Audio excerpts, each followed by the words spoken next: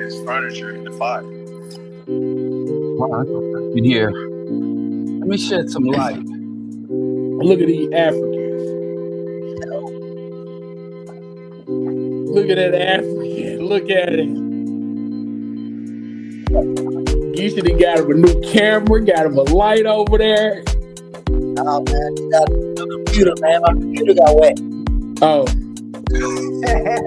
And then look, we still got this boy over here on his phone. Like, I don't know what this man is doing.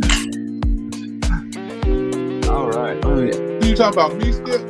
Yes. Hey, bro, look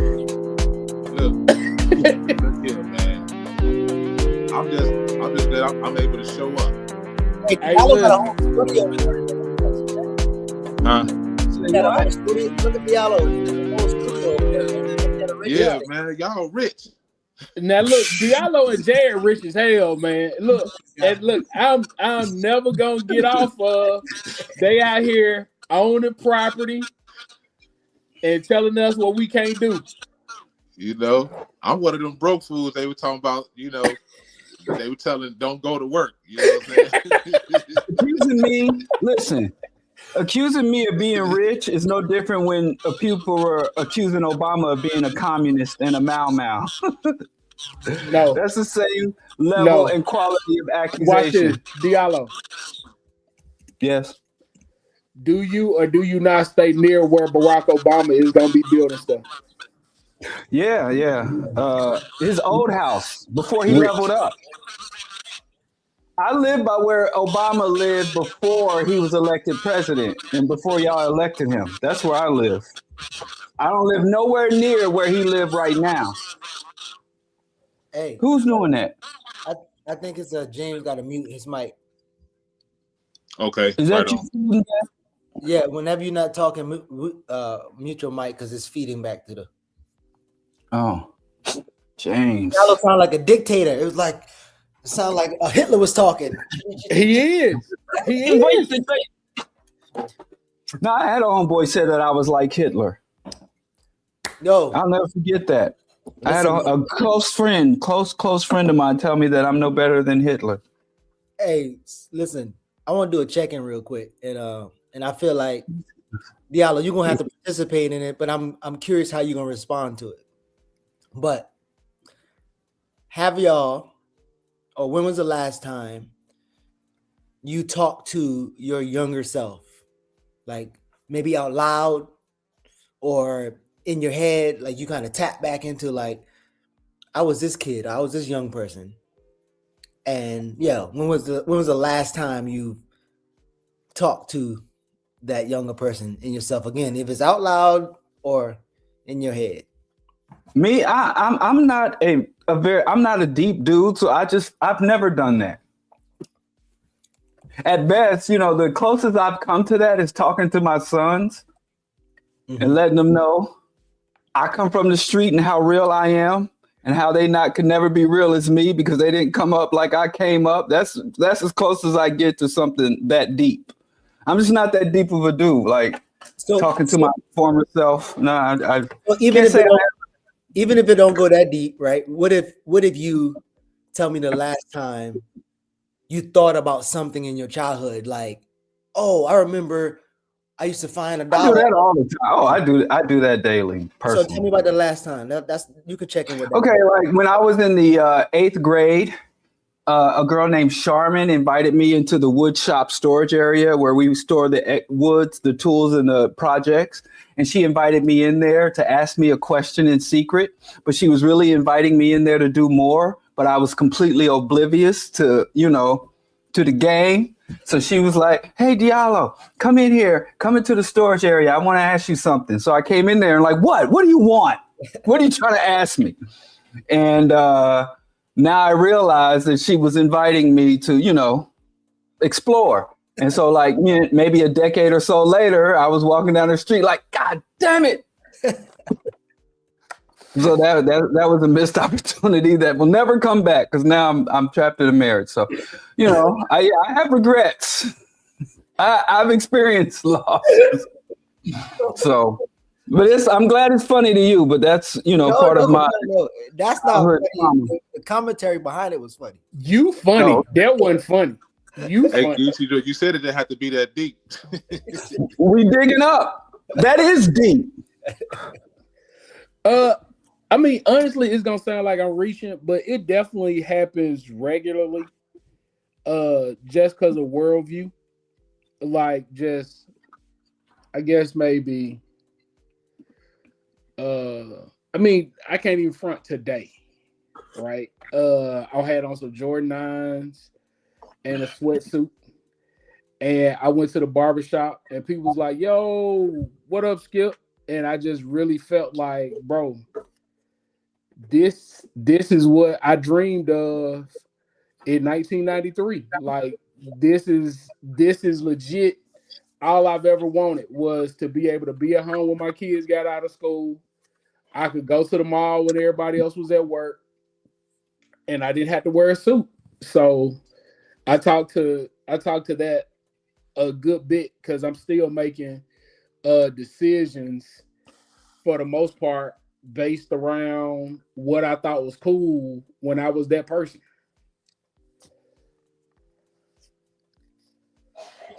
That's dope. It's real. James, what you got? Willie Lump.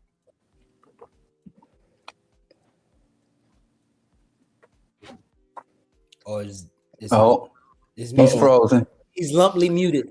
He got the internet from last. I think he's pleading the fifth. He don't want to incriminate himself. Keep back. Go ahead, man. I'm muted. Y'all hear me? Are the feds at the door? I know the feedback is. I don't know how the feedback is while I'm talking, but It's good now. No, I always wish I was more politically astute. I was curious. I just wasn't as interested as I've been made to be over the years. But I don't know, man. Like I think a lot of my hand was forced. So, I really don't really, you know what I'm saying?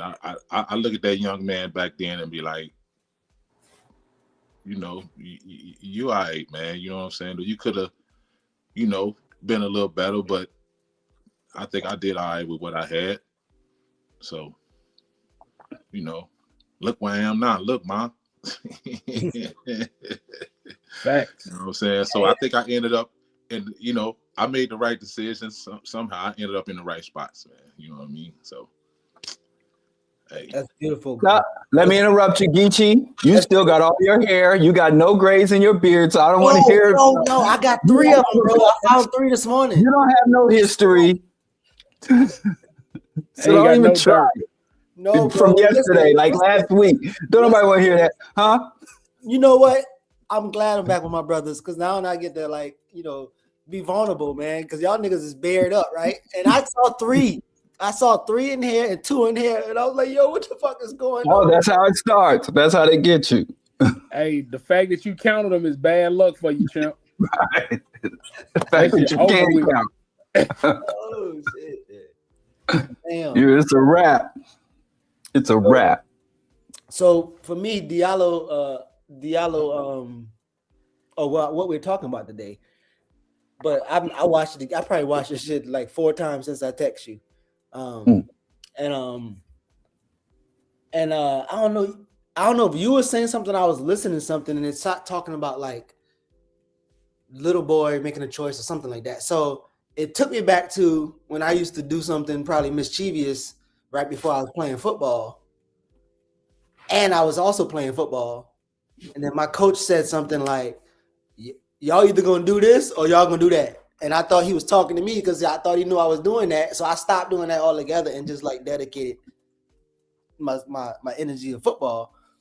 And just today, I was just like talking to my young self and being like, "I'm proud of you, blah, blah, blah, blah, blah," and just having this conversation. And I'm like, and I'm looking at him. Like you know how you can look in the mirror, you kind of see it. We just talk about the gray and shit, but I'm looking at him.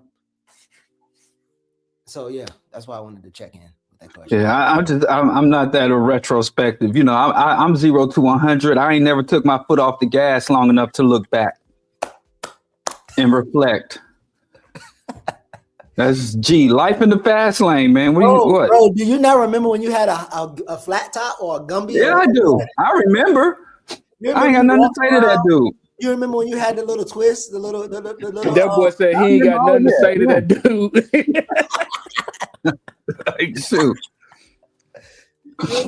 Hey, He's still mad he wasn't in the Village Boys. You know what I'm saying? Hey, what's the little startup? No, I was the Village Boys, but then when the Village Boys kind of merged with the Bloods and became an actual gang, that's when I had to bail out. But do you remember when you got them little twists in your head? You had a little short twist, but yeah.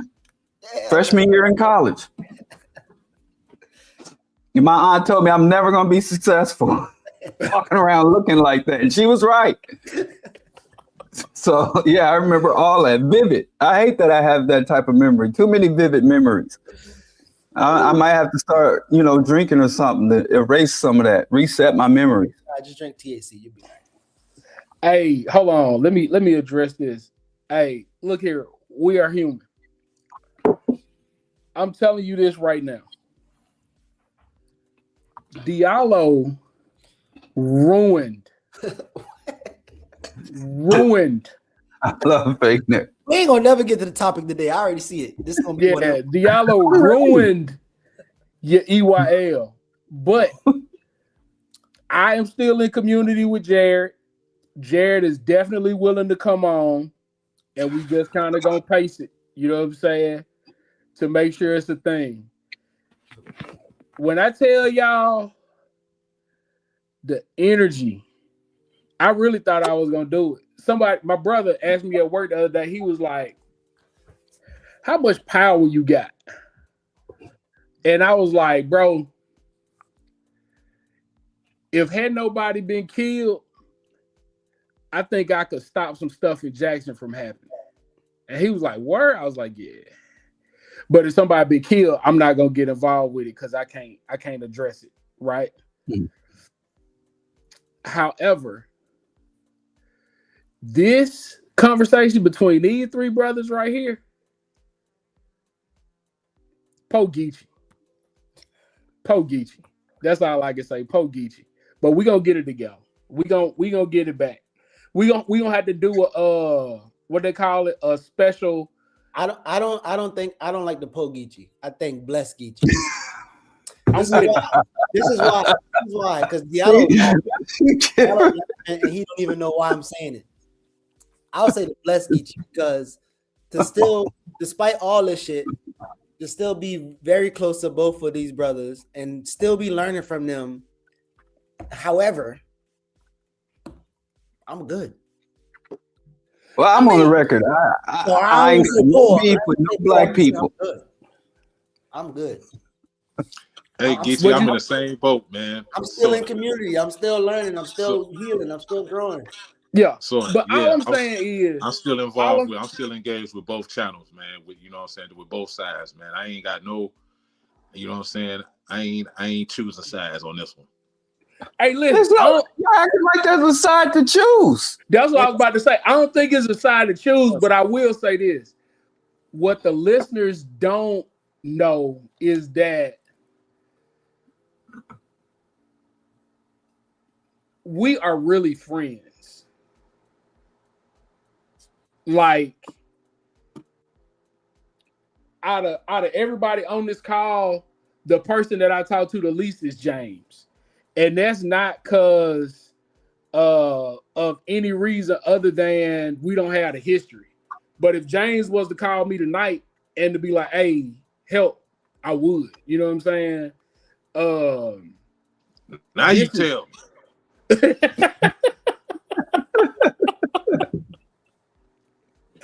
So, like, we really, like, bro, like, y'all really don't know. Like, we are really community, you know what I'm saying? And not on the internet, you know what I'm saying? So, yeah. But again, Po Geechee, I feel you on the Bless Geechee. Bless Geechee. Listen, I know what it is. You did not hear you. You did not see your face in your house when we was talking about it. Like, we were sitting right there. Yeah, Oh yeah. man. Oh, you're right. You're right. You're right. Geechee was going through it, man. You Geechee and was like, actually, you and Natalie right. Y'all right. Both of y'all right. yeah. Hold on. Hey, sis. Hello. Hey, Hey, now. it's a family reunion. Yeah. Almost. We just ain't got no chicken though. Ain't nobody. You wouldn't eat it, no way. Let me get out this No. camera. She come running out the back. Geechee on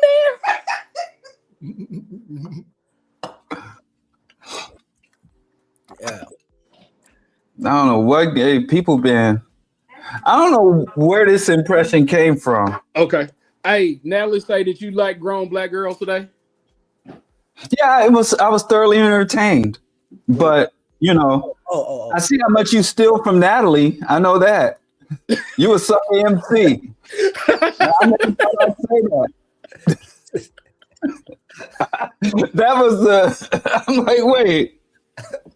Skip is be biting. So that's one revelation. Yeah, Noam Chomsky. Natalie. Natalie, the Barinthi of the house, shorty. Oh man. Wow. Hey man, you know the Chomskys personally, Geechee. I'm really surprised. Oh, no, don't You start. ain't holding them down, man. I like to believe that if my name was attached to Scandal, you'd hold me down. But now I know. Look, Oh, Geechee, them Geechee people. Yeah, Geechee, though, you got to go get it. No, don't start that because y'all know how the chat go. I know one, and they exchange from the daddy because of what the daddy be doing. Like they don't even, like man about to die and they don't even talk. And I don't. Anyway, Since when? Not on Geechee watch. Not on my watch. I got a line into Chomsky through. I got a homie that's in with the Chomsky, the whole Chomsky family. no, you know. Now you No family don't work like that. Shit come out about me and Geechee gonna be out here like, listen, me and Bro Diallo had a professional relationship. I don't know. Well, I see how you do. Now I know. When you know, I gotta walk the line. Do I know him? Yeah, I know him like I knew him on the internet. Then they gonna show that picture of us together on the couch. Just gonna be like, hey man, this is AI. If the Bro Diallo files ever come out, I expect y'all to hold me down. Shoot. Hey, man. It ain't gonna be nothing in there but petty shoplifting and overconsumption of sugar. If you in them Bro Diallo files engaging in some Chomsky-esque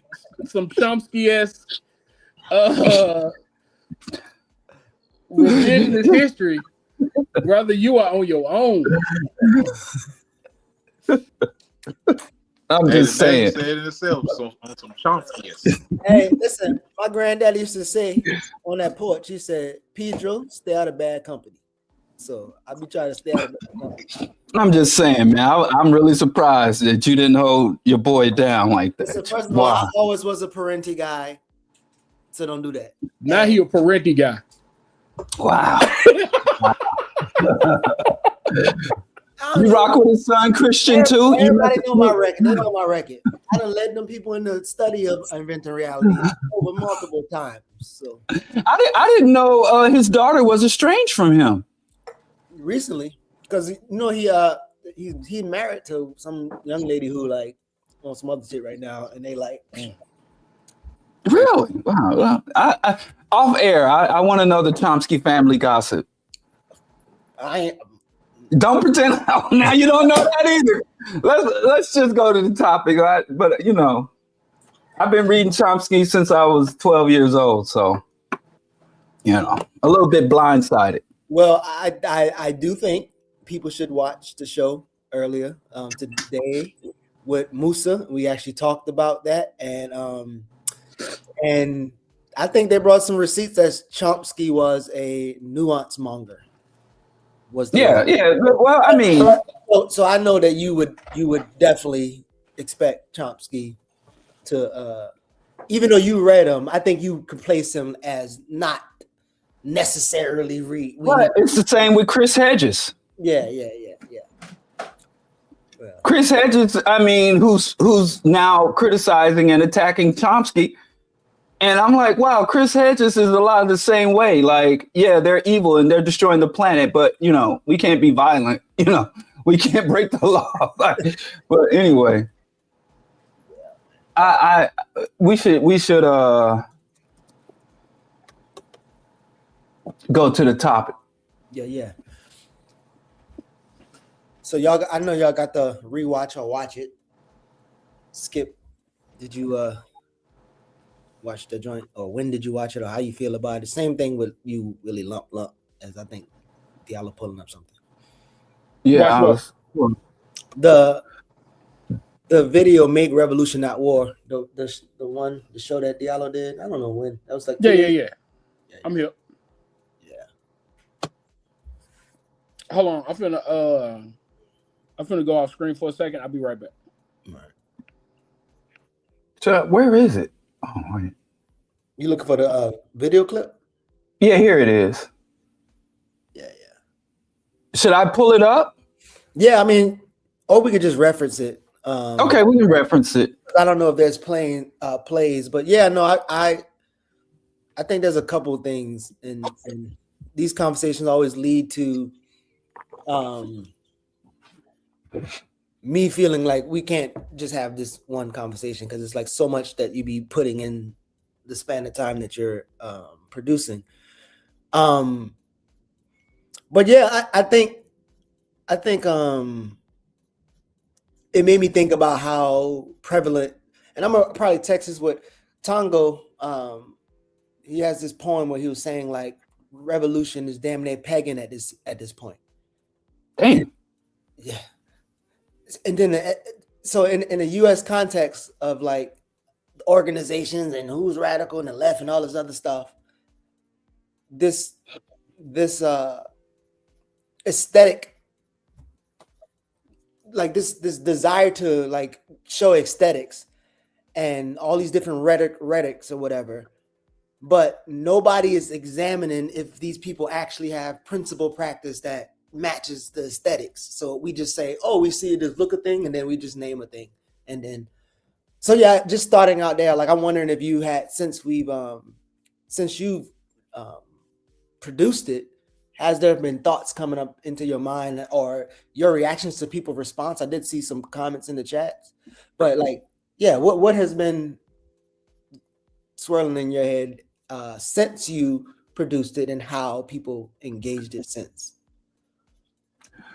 Well, I made that particular comment because every so often I'll be going about doing my shows and offering my analysis and perspective and advocacy. And someone will say, accuse me of not speaking about solutions. I'm not with all that talk. We need solutions. You don't talk about solutions. So every now and then, every few weeks, I have to go into specifics, structure. So, and what's always funny to me is whenever I talk about specific actions and steps to take, the people who ask me for solutions tend to dissipate. They don't carry the solutions. They don't enact the solutions. They don't come to me and say, well, these solutions are invalid, or these solutions are unworkable, or these solutions are great and I'm on it tomorrow. So they throw that question out with completely lacking any real interest or curiosity or intention, except to cast an aspersion. But I do feel appreciated to a degree, because sometimes you do need to just give formal instructions. But throughout my active life, I've always had people come to me because of, this is menticide.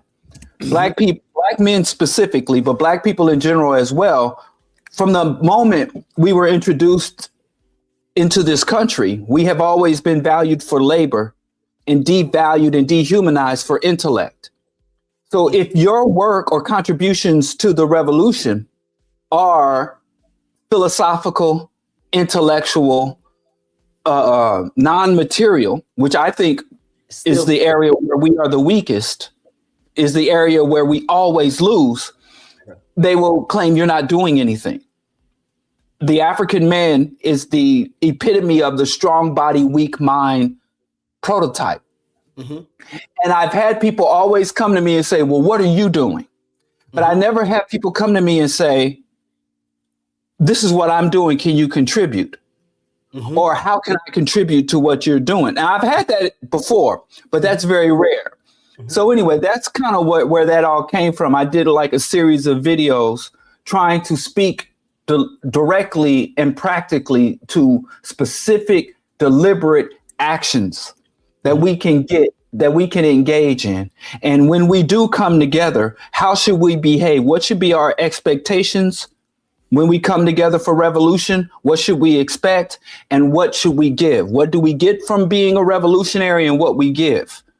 What we should offer and what we should receive in the struggle. Yeah. And I don't know if Skip or James got something. Yeah, I think they stepped away. I'll just put them down until they get back. So as I hear you say that, right, and then it pulls me back to the aesthetics conversation that I made, right? Because what are you doing, right, is always juxtaposed with what aesthetically they seeing somebody else is doing.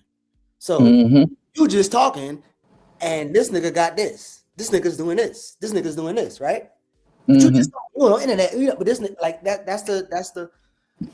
So, as I'm listening to what you're saying, and I am, it's almost like I am there. That's what I've always want to do. I always want to be there. I actually hate being here. Like I don't like. This is not. I don't like it at all, right? So for somebody to say, "Oh well," even to state me as this is to know that they don't know me at all. But I'm saying all that to say is people can say, what about if, or what are you really doing? And it juxtaposed to something that they say aesthetically is happening. But once that thing is examined, the thing is not even fucking happening. Like it's not even possible happening. Everything that you're saying or why it's not happening is applicable to why it's not happening. And so the fool person was saying, well, "What are you doing?" The motherfuckers they ain't there either. They're not there and they're not here. They're right. But another phenomenon I get, because being the hater innovator, the fully engaged hater participator, when I start to hate on these icons, whether it's Dr. Fubar or Farrakhan, man, and all these other people, they talk about, well, look at what they're doing. And when I was talking about LeBron James and trickle-down economics and how trickle-down economics won't work, whether it's a billionaire ball chaser or a Republican president, trickle-down doesn't work. And people, this is a byproduct of low racial esteem. If someone is acting on our behalf, then we are unworthy to critique them. So if somebody's out there, and I'm in the community every day, you could be in the community doing anti-violence work for 20 years. And over that course of 20 years, the homicide rate skyrockets under your work and people will still celebrate your work. You could be in the community working on malnutrition or holistic health, like Dr. Sabi, and all your work and all your following in chronic disease and children-led contamination in our children's bloodstream could go up. And we, the people that work for us, or the people that are put up before us, that are handpicked and placed before us, really, us lesser, we're unworthy to criticize them. I was just saying this last week. We don't even have a slave mentality at this point. It's a peasant mentality. And as bad as it is, if we have to compare, it's much easier to liberate a slave than it is a serf or a peasant. Yeah. I could not help but to go down your analogy, and I thought about like the protection, right? So Miss Sally James is celebrated for working and leading the Your Neighborhood Regional Hospital for 50 years. 50 years. And everybody, oh my gosh, Black excellence. And you, Diallo, saying, hey, while she was doing that for 50 years, the death went up. Like more people died, like drastically. Like she actually was horrible. And they were like, oh, here you come hating or whatever. Yeah. Yeah, well, and when I was being formally educated and they were giving me these, what they call the canon, the philosophers and the scholars from that are held in highest regard in Western civilization or even Western political and historical context. It was always from the point of view is you pay homage to these people by putting their thoughts and their teachings through a rigorous critique. You had to engage in rigorous critique and analysis. In the not-for-profit world, if you make a claim, hey, we want to do this good thing, you literally, part of the budget is having an evaluator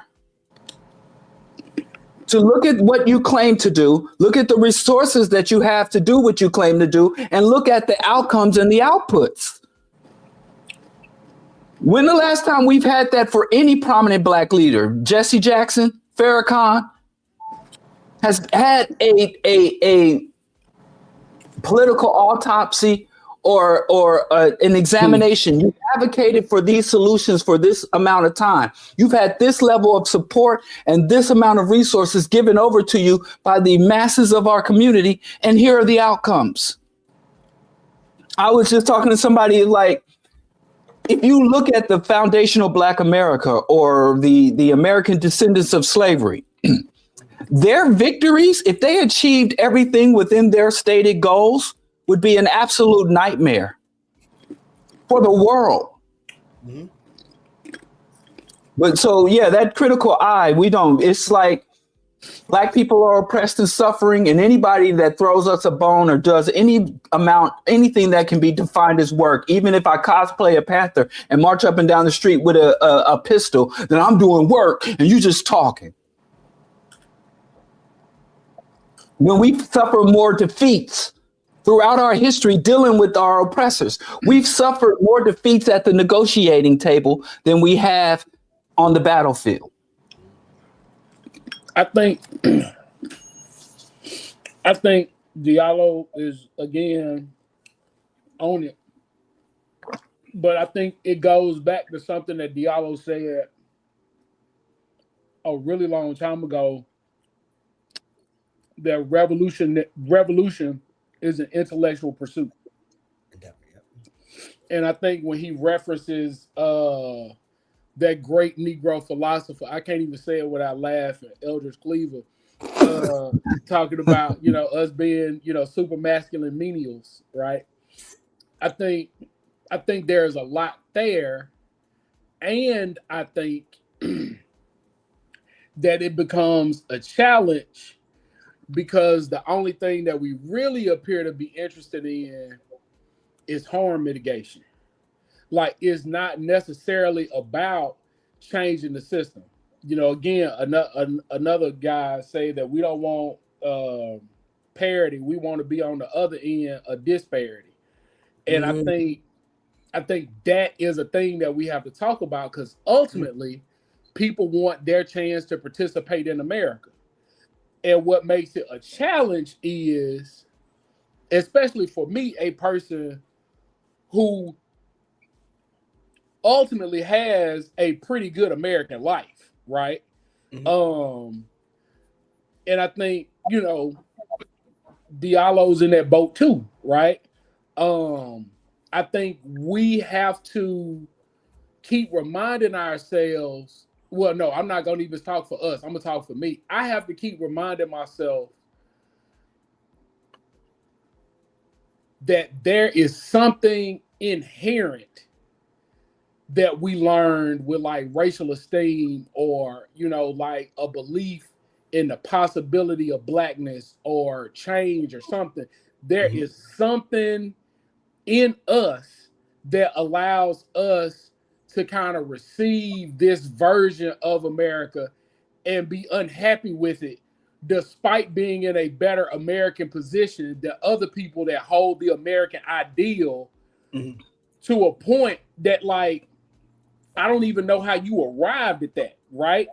And again, I think it's really a lot of hope and aspirations and projecting and believing that we want our chance in the sun so we can reap the benefits of America, or, and this is what I think, or people are really so obsessed with whiteness that they want to be told by white people that they did something good. That I don't even know how you overcome that, because it's such a nonsensical position. And I think in this revolution thing that we often talk about and want to be real, it's just a lot of people that just haven't come to grips with the material reality that we live in, right? Like, you're not going to invest your way out of the condition that we're in.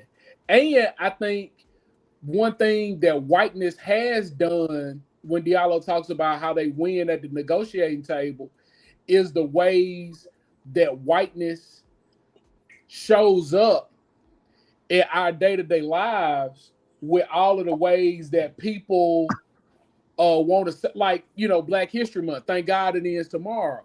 People want to celebrate the first Black, or the first Black whatever, or the, whatever that individual achievement is, as some type of indicator that America can work, because we just don't want to be honest that there is a real systemic issue afoot that keeps us in the place that we are.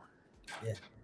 So I don't know the name of this thing that I'm trying to name that I'm about to do, but when I'm reading this, I feel like y'all having a conversation like as an individual with an analysis about what's going on.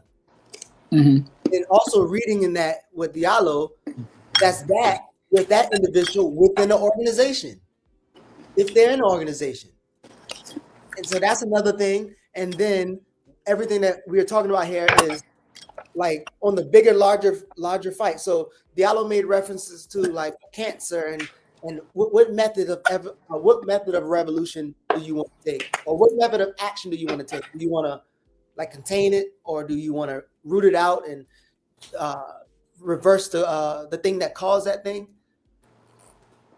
So I'm wondering if we could like try to talk into a person or people who in organization, as we keep talking about what we're saying. Like, so you're in an organization, right? And your organization is cosplaying the Black Panthers, right? Or using the rhetorics, or you're doing 10-point program, whatever you're doing exactly what you heard them people was doing, or you read them people was doing, or you saw those people doing. You're in that organization, and you might see like, wait, the face ain't matching the hand. I mean, the handshake ain't matching the smile. Like wait, this, and then you want to struggle against that thing, and so I'm start thinking of like when Hubert Harrison was struggling with Garvey, or when people within orgs and with the the Black communists were struggling with the white communists in the Communist Party. I wonder if like what we're talking about right now, and if you can kind of think about it or speak to it as if you're speaking to a person who's coming to you like, yo, man, I'm in this organization, and I'm like, how would you apply what it's saying? Because again, I think we talk about power outside. We always have a power analysis outside. But the internal power analysis, which the Black Panther Party, all of the people who wrote about them and during experienced them said, like, this is how we fail, right? And so you're talking to somebody who's in an organization whose aesthetics doesn't match the practice, and then even trying to, critique the structure. I don't know if I'm setting the stage for you, but I would love to hear.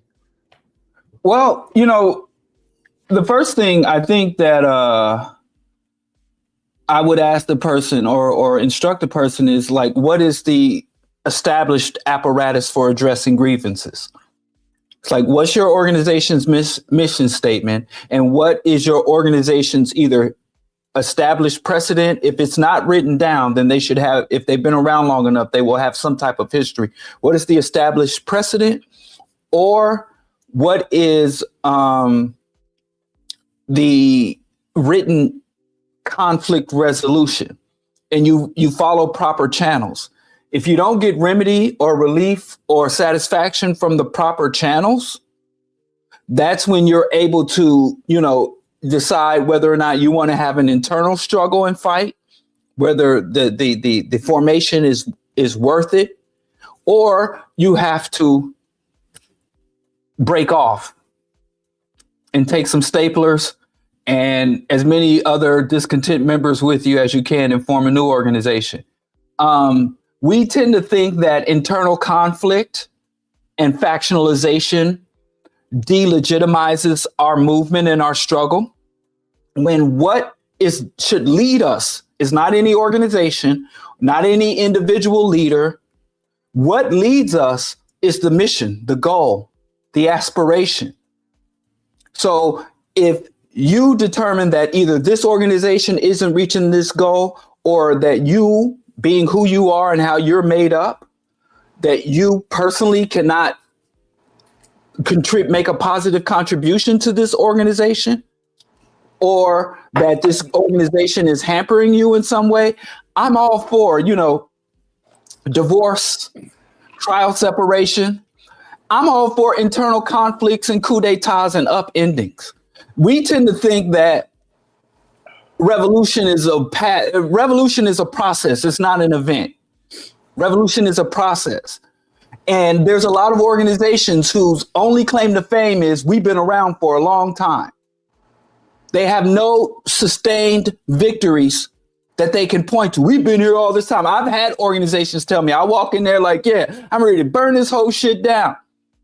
I'm ready to burn it down. And they were like, brother, we've been here for this many years. And it was heartbreaking at times when I was joined Professor William Mackey's organization. Mm-hmm.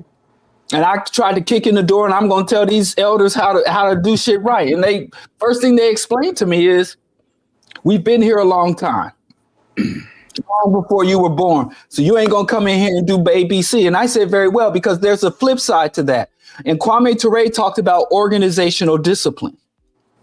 So if you're a person who has exercised organizational discipline and you are sincere, and this organization or this formation is not able to,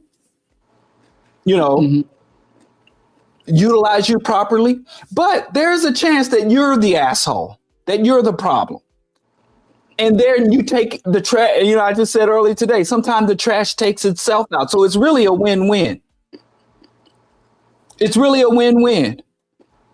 But if you are sincere about, I want to dismantle the systems and institutions of capitalism and global white hegemony, if that is your sincere goal, that you are trying to cultivate yourself intellectually and then determine the appropriate actions to take to do this, that's your ultimate leader.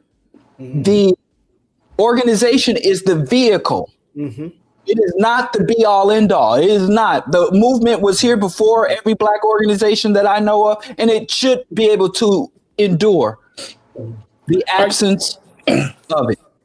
Are y'all hip to Alcoholics Anonymous? Yeah.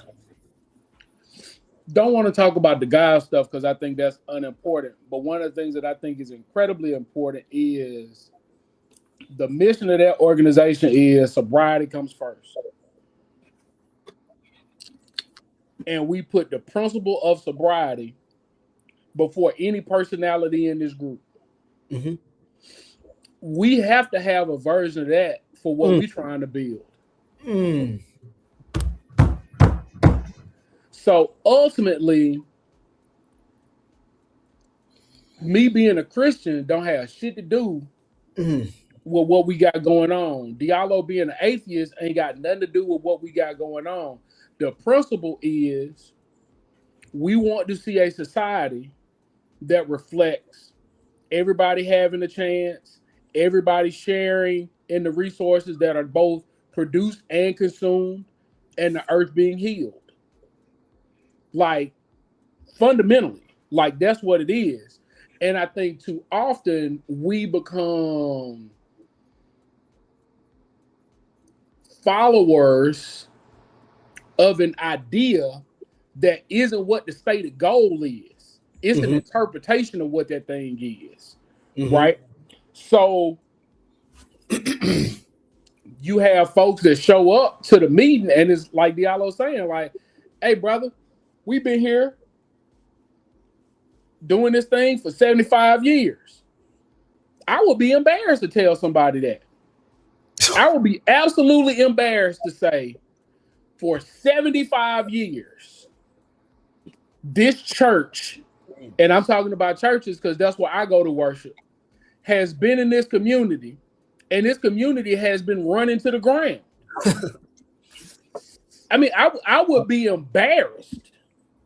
But the thing is we are no longer celebrating the things or pursuing the things that we have said we believe in, as much as we are either here for ourselves or here to push another agenda that don't have anything to do with what the stated goal has been.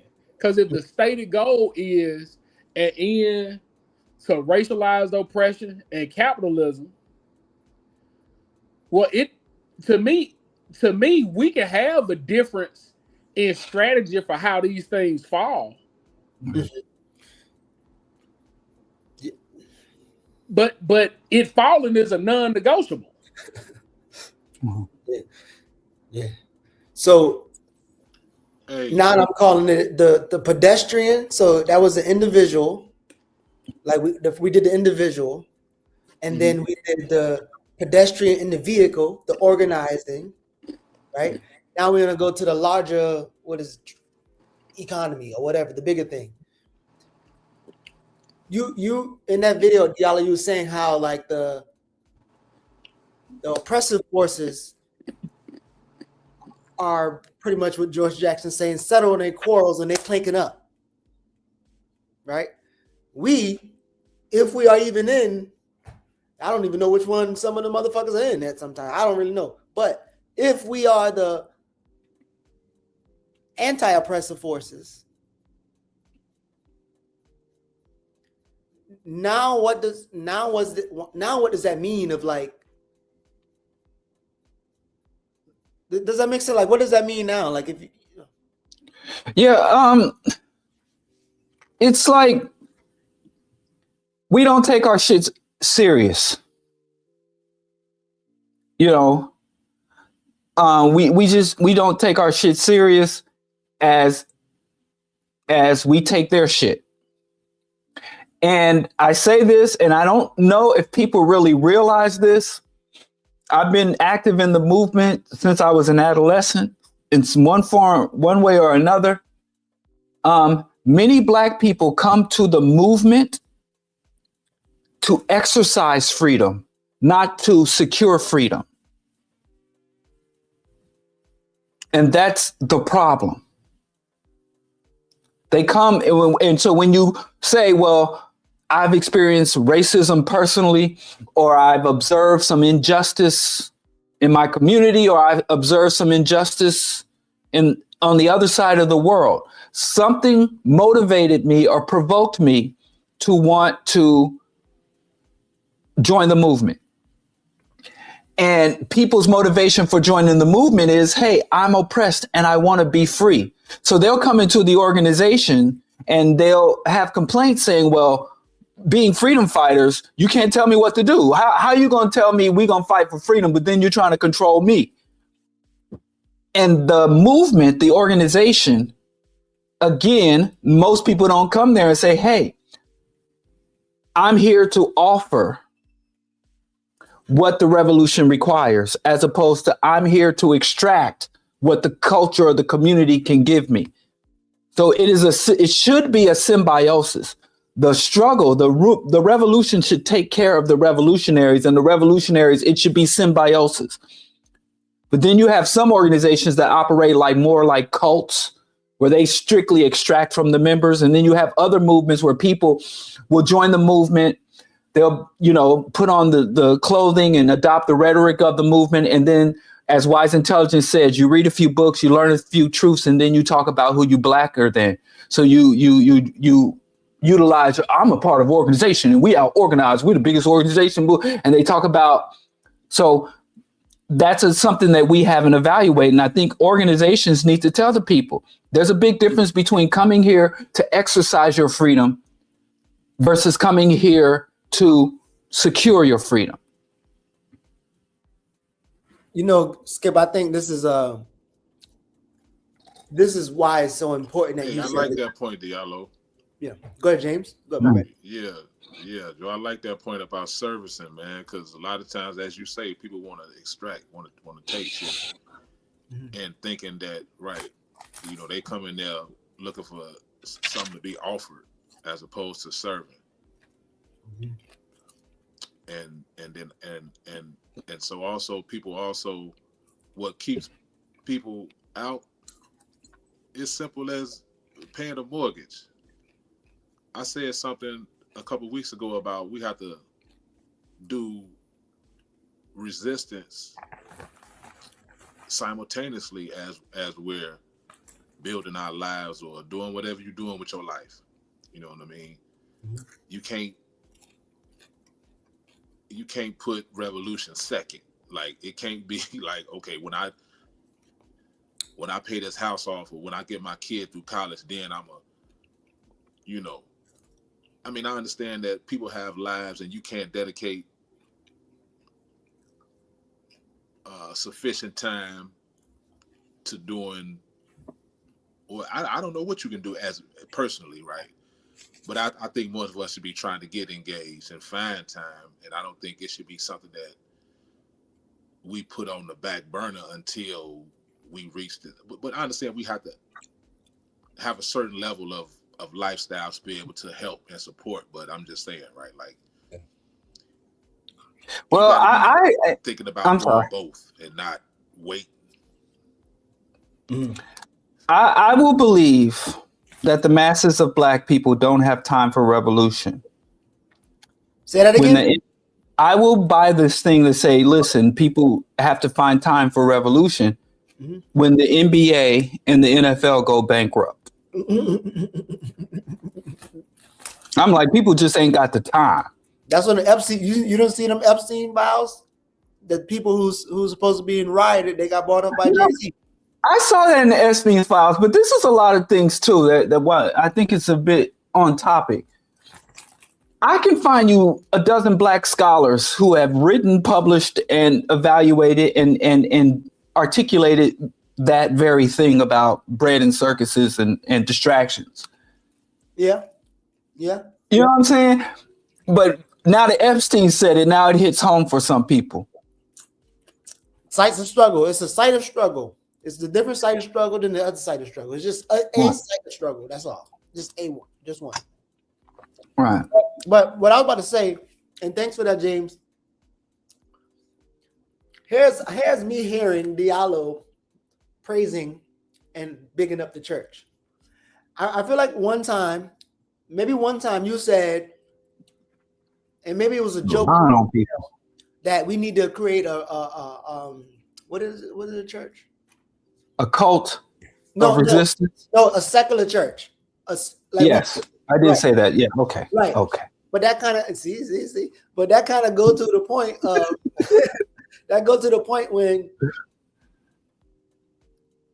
when Skip begins to name his church as a political home, and he synonymously said both. They're organized force and they show a particular way. So when you go into a church, you are more likely to realize that your ass came in there as somebody hurt, just like the rest of us, and we gonna heal that shit together, and we gonna figure some shit out. You ain't coming, I'm a macho man. No, nigga, you come in here vulnerable as shit, and then we gonna build a community together. Well, that's something that the church, that's just, I mean, it might not be as perfect, and I won't skip the response, but that's something that's an organizing strength of the motherfucking church. Mm, Here's mm. the thing. I don't think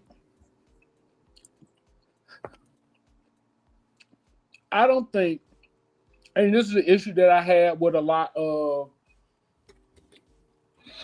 things that Jared didn't say. Notice I didn't say that Jared said, that Jared didn't say when talking about,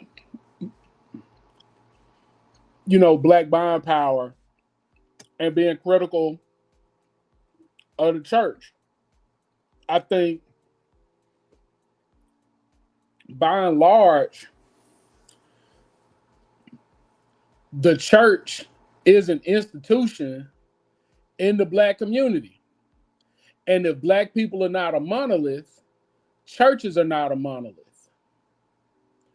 If there are problems in the Black community, there are going to be problems in churches. And I'm absolutely not here to defend the church. God can defend himself, or somebody else can invest their time and energy in doing it. I'm not here for it, right? But what I will say is that at some point, something has to be in our community. And I'm not saying the church got to be there. I'm just saying something has to be there. And there are things that the church has done poorly. There are things that the church has done well because it is an institution in our communities, right? Mm-hmm. And that's, I don't think the church is above critique, but I think it is kind of punching down that the only institution that we can universally pan in the Black community is the church, because it's the only thing there. Mm-hmm. That reminds me, I was living in Kansas City and I was a member of the National Black United Front. And one of the oldest Black churches that dating back to the Civil War, because United States, when the Civil War happened, Missouri did not break from the Union, but it was a slave state. Mm-hmm. So the Emancipation Proclamation did not apply to enslaved Africans in Missouri because they were loyal, and Lincoln allowed the Missouri ranchers to fully engage in chattel slavery with the full blessings of Abraham Lincoln and the federal government. Yep. So anyway, a church that dates back to that era, a little old school Black steeple church. And in the 90s, there was a series of church burnings. And so the National Black United Front, this church got burned and it made national news because the pastor was standing on the steps of the church with a shotgun, to protect his flock and the property. And one thing Dick Gregory said during that time, they can burn all the churches they want, but they better not touch them cars in the parking lot. Because if it was Black car burnings, it'd be a very different. But anyway, people were like, "Oh my goodness, why are they burning our churches? Why are they burning our churches? Oh my goodness!" And I said, "Well, if I was a racist and I was in a meeting of racists and I said we want to target the Black community, what else is there to burn? You gonna burn the Black factories? You're going to burn the Black industries. You're going to burn the Black universities and colleges. That's all we have."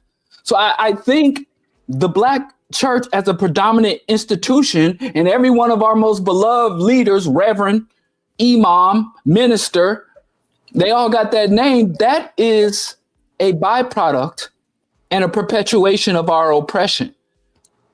So I would like and I think the more we start to seriously start moving towards true liberation, Black liberation, the role and prominence of the church, the mosque, the tabernacle, the synagogue will be greatly reduced, like it is in other powerful nations like Western Europe and China and all these other powerful people, and it will be part of the cultural background like Shintoism in Japan. But as far as the church having a prominent role in our politics, that will a marker for our being serious about liberation, that will be reduced if not done away with. So let's tie it together. remember, you said that the oppressive force, they click up. They settle their differences. They're clicking up. They click up while they still have their differences. I know. That's what I'm saying. I'm agreeing. Right? But the people who are oppressed, they can't seem to click up. They're their differences, and they're like, and you know that because that's your critique of them. How do you think some of your positions correlate to the left ain't getting the click up, right? They just can't. They cannot. You said two different things. Okay. First, you said oppressed people can't click up. Then you said the left can't click up. Oppressed people and the left, they overlap. I know you was gonna get that. Not the That same. was where I'm going. That's not the basis of the question, though. Oh, okay, but So you right. Good. You gonna catch that. That's your mind is sharp, brother. But what I'm saying is,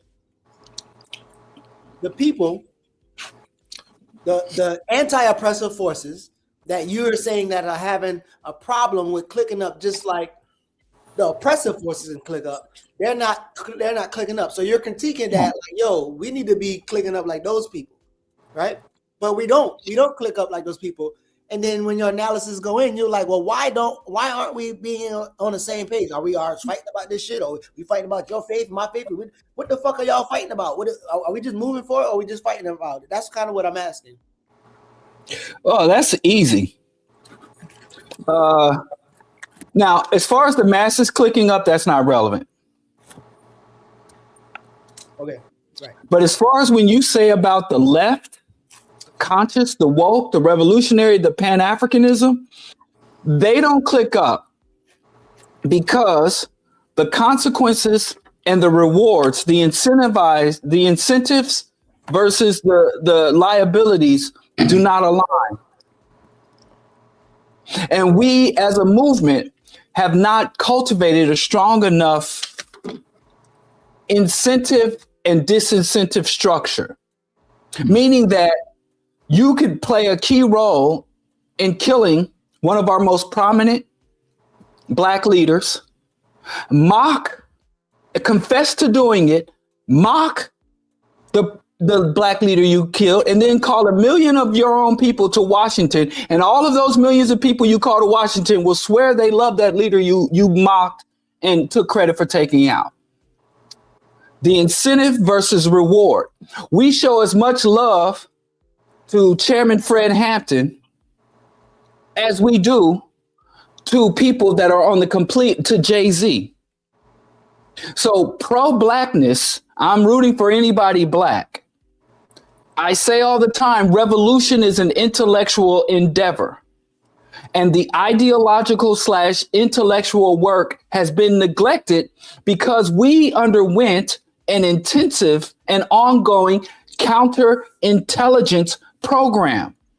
So as the sister said, many people don't know they're oppressed. And even if they say they're oppressed, I just was arguing with Black folks that said that the devil is what's oppressing us and that the devil runs the government and that the devil is out here doing all this. And I'm like, you misspelled capitalist. You misspelled oligarchs and that white hegemon. And that is because a lot of times as we said earlier, people are out here like, I'm about action. Forget all that talking.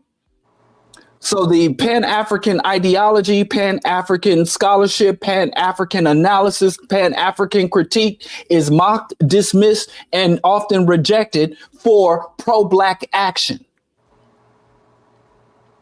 And even when we look at other groups we want to emulate, whether it is Ho Chi Minh and the Vietnam, whether it's Fidel Castro, whether it is the Chinese Communist Party, or any population outside of our own that has mounted sustained resistance against our oppressors, we often look at the explosions and the booby traps in the jungle, and we don't look at the intellectual work. Ho Chi Minh and his generals studied Marcus Garvey intensely. Ho Chi Minh traveled the world studying colonialism, studying his professors, studying other guerrilla movements and ideologies. When the Black Panthers sent a cadre to meet with Ho Chi Minh, and Kwame Ture was there, the first thing he did was pull out his UNIA card. He was a Garveyite, and he studied intensely long before he ever picked up a Kalashnikov or sharpened a stick and buried it in the ground and covered it with excrement, waiting for a GI to step on it. So that's why we lost, because we do not take ideology is all. We don't take the ideological work serious enough. Go ahead, Geach. I just wanted to say you just created a movie scene that I wish I can see, and I do want you to go. But what would I see to be a character depicting Ho Chi Minh pulling out his Garvey card in a movie or a series to eventually be a big impetus into that revolution? But I would just watch the movie as you illustrated it. Go ahead. Yeah, but I think that's the thing, right? Like, all right.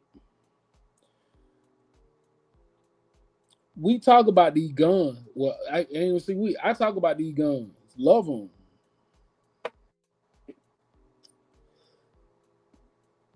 Identify with them in a myriad of ways, right? And can also recognize that there is something going on with us that is related to the exploitation that we receive from capitalists, but also something that is still akin to having a false sense of racial pride and really just wanting to get along. Like, ultimately, I don't know, like Brittany is talking about it, even Oromo is talking about, wealth with worth and the importance of value shifting, right, Oromo? But the problem is we just keep trying to find a way to make it work with a community, a society, a group of people that have no interest in moving. So we always find ourselves moving further and further to the right because we keep trying to go to these folks and figure out how we can get along. And I don't really understand what we're trying to do. I don't understand what the reward for that is, because we have yet to see evidence that will work. And that's where I just keep arriving at. I don't understand what these people are looking at, because there is no historical evidence that these people are going to behave any differently. Like, we do not have a historical example of it working. And because of that, we find ourselves thinking we're going to love our enemy to death. And again, we have no historical evidence that happens. But that's what the religion requires, Skip. That's what people require. But see, this is the thing that I grow frustrated with in these conversations. Cause this niggas outside that ain't going to nobody church that believe this. You can go into any community and you ask them questions about God, they not gonna have much understanding. And they're going to still express positions that reflect one day we're going to be better if we just hold on. And I think the church gets the blame because, as Diallo said, it's the only institution in our community. But ain't nobody in them churches. But those lessons been passed down and taught through the generations, Skip. You don't have to go to church to believe to believe. Okay. So I will accept that that's a thing. Right? We'll say okay to that. So what are other lessons at? What are other lessons that church give us that keep showing up? Like, we keep attaching a lot of shit that we don't agree with to the church because that's a scapegoat. The community is a victim of what Diallo and the rest of the world knows as the counterintelligence program. I think it's all part of it. It's all gumbo. It is very easy. There's two different conversations happening right now. So, and I think that's where the frustration comes because James thinks he's responding to something that he thinks you're saying and not hearing what you're saying. And you gotta keep. Yeah, and that's the point that I'm making, right? So ultimately, anything that we disagree with, we will attempt to lump into a thing that we heard about. I don't want to get into a conversation where it sounds like I'm defending the church because I'm not. What I'm asking you to do is to go beyond being critical of the church. And that's what I'm talking about. Like we go as far as blaming black folks. And we supposed to be the smart ones. Well, I think that black politicians, black scholars and academics get an enormous amount of blame. I mean, I've been attacked because people are like, I've been attacked for putting too much weight on books and reading, and I'm sure any bookish youth has endured that. Black politicians, and even to a much lesser degree, black celebrities. The reality is any black person of any real status and prominence in society is an agent of the system, including the church. But the church is the only Howard Zinn had a chapter in his book called The Intimately Oppressed. And just the very concept of intimate oppression. Because we can sit here, all the police, which are a little closer, the politicians, some of us never been in the same room with, the CEOs and the venture capitalists. We've never been in the same zip code as many of those oppressors.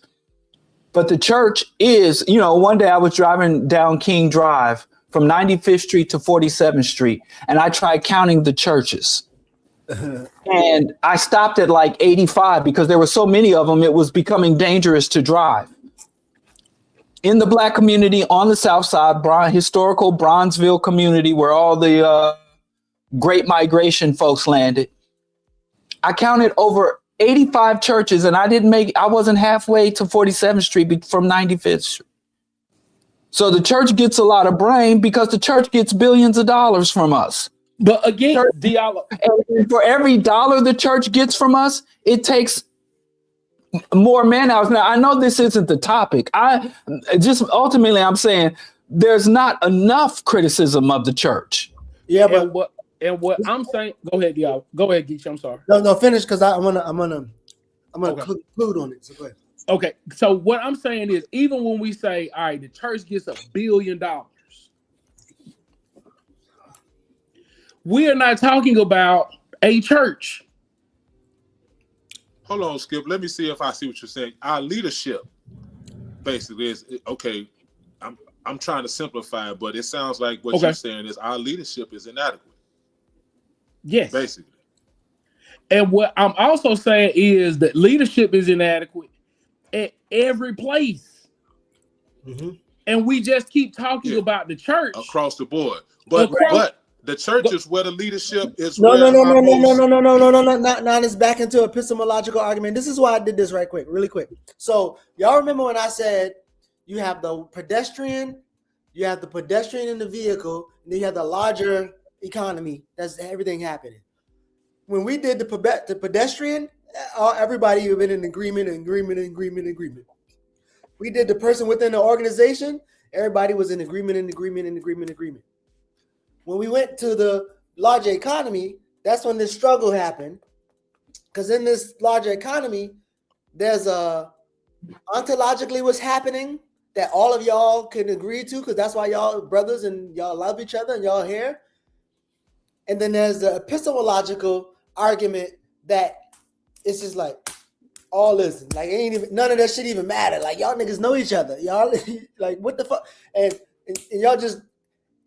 But again, when we ask a larger question, like why is it probably hard for us to do some type of linking or whatever when we look at like the larger liberation struggle, each organizations, each of us as individuals, if we're in an organization, if we're not, and again, I'm constantly reminded of like, because when Diallo was talking about this subject, and I'm telling you, I went through a bunch of things and I started thinking about Safia Bakari and Kwame Toure's critique of the Black Panther Party.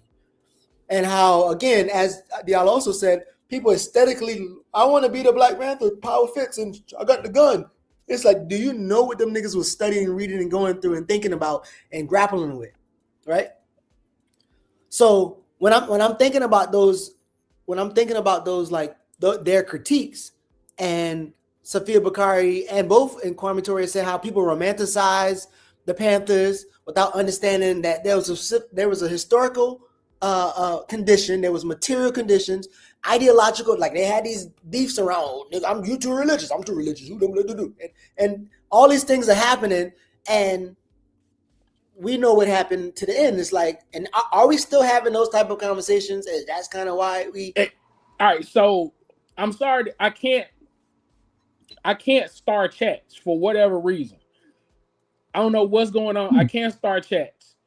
So You can tell me if I can okay, bring it up. Okay. But the Chitty Macha quote, I can show them on screen. I can show them, I just can't star them. But so this Chitty Macha quote here, right? The church occupies material space, and any material analysis of our condition must include critique of this institution. No? Okay. So what I'm doing a poor job of is I'm not trying to defend the church. I want to make sure everybody hears me. I'm not defending the church. You can attack any church you want to. In a lot of instances, I agree with the critiques of the church. The problem that I continuously have is after we say the church is fucked up, it ain't nothing else to talk about. And that's what I'm trying to get us to recognize. So when Diallo's like, well, we need to be more critical of the church because we give them $1 billion. I ain't saying we don't. But what I'm saying is when you were talking about those 85 churches that you saw, that you had to stop counting, if you add up what everybody given to those churches, I will be shocked if it's $1 million.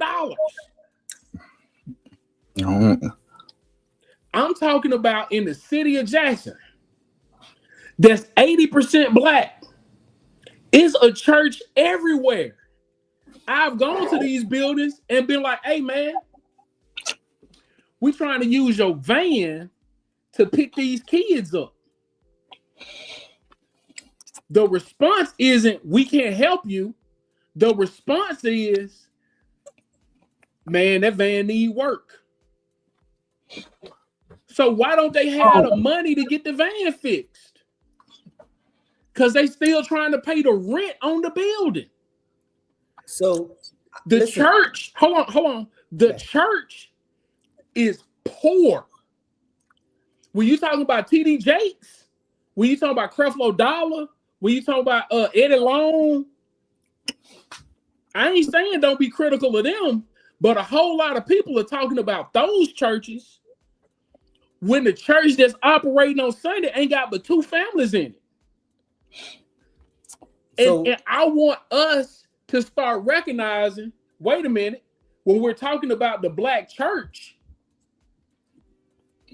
we are talking about the way that our enemy presents the Black church and not the Black church that we know in our community.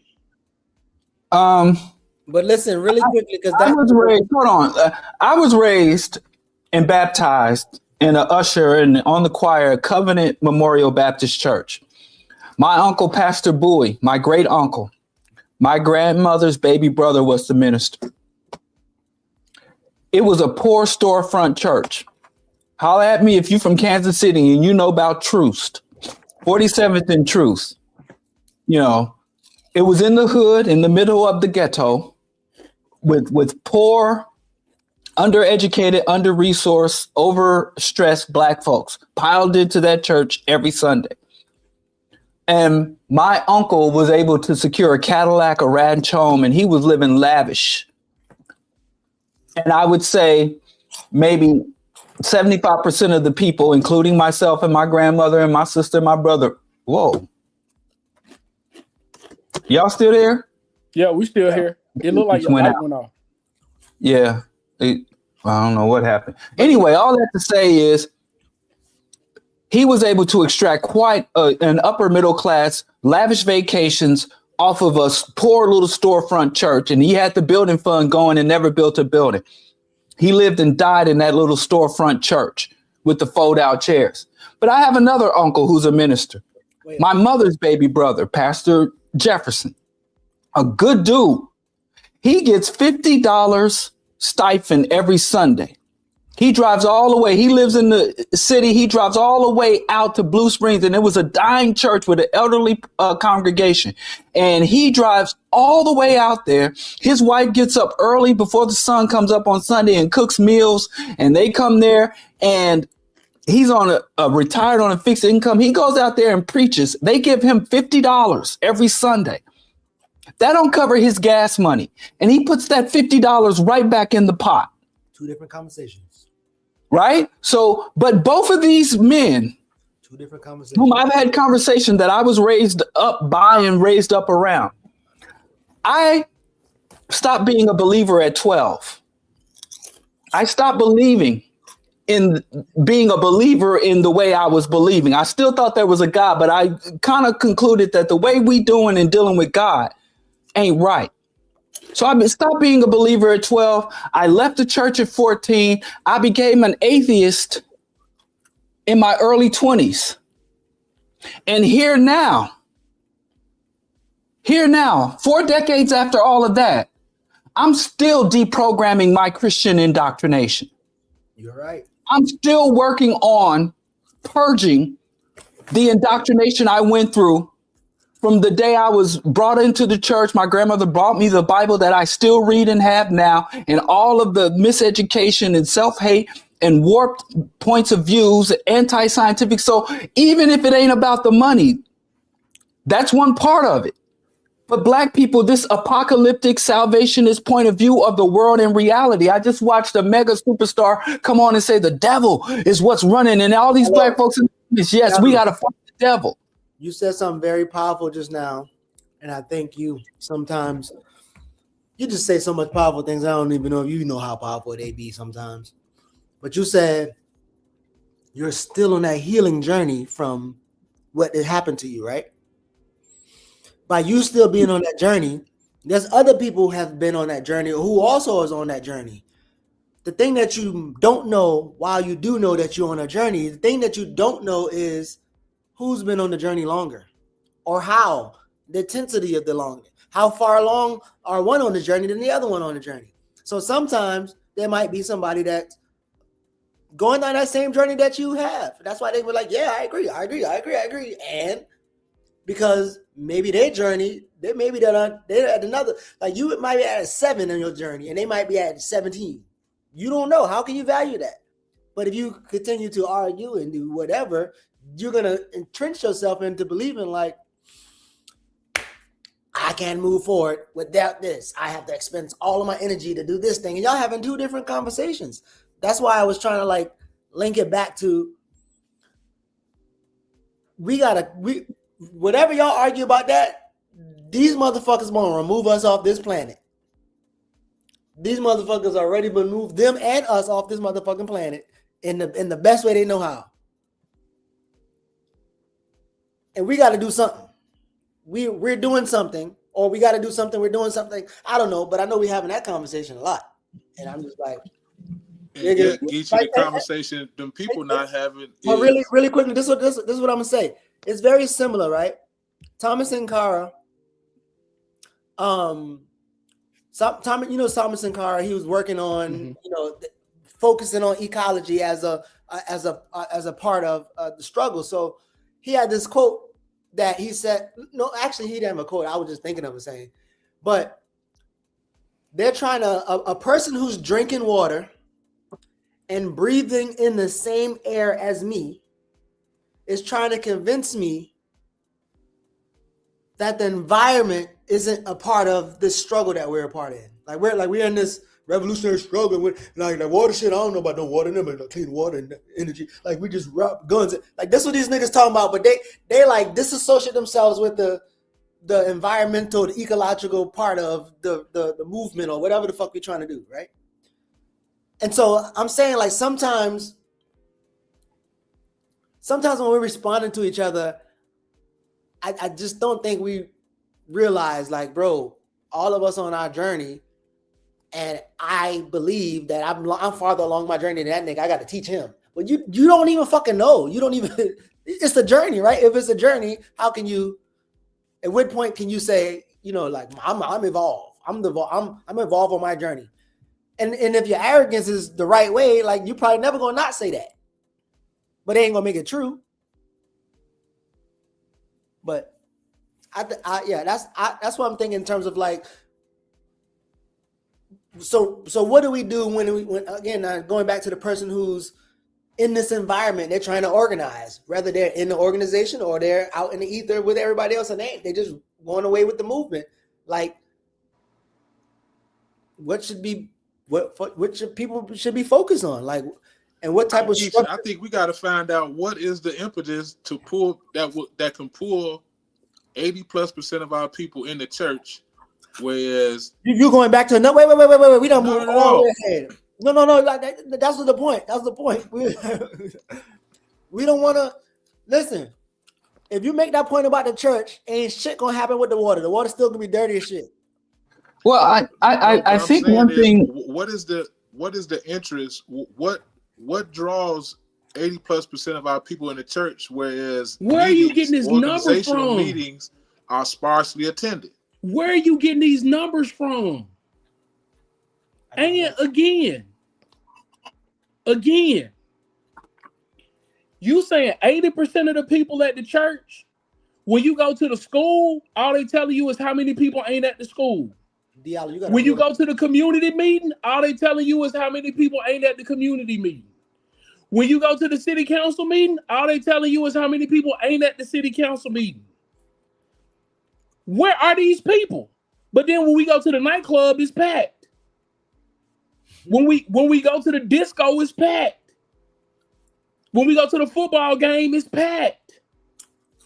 So where are all these people that we keep saying are at the church? Because I go to church and there don't be nobody in there. But if you talk to somebody and you ask them, what are you? They're going to say, I'm a Christian. Make revolution, not war. And again, using that same logic, if you ask people, do they believe in God? They're going to be like, yeah. And if you ask them, hey, do you think America fucks you over? They're going to be like, yeah. And then so that same person would be, you can get that same person in a church quicker than you can into an organizational meeting. Wrong conversation. We having 17 different conversations. I don't know why we keep talking about, like, why y'all so, listen. We have different conversations. And I'm finna go. I'm going to be quiet after this. I have no idea why, instead of trying to adjust what we're doing, we keep being mad at the people for doing something different.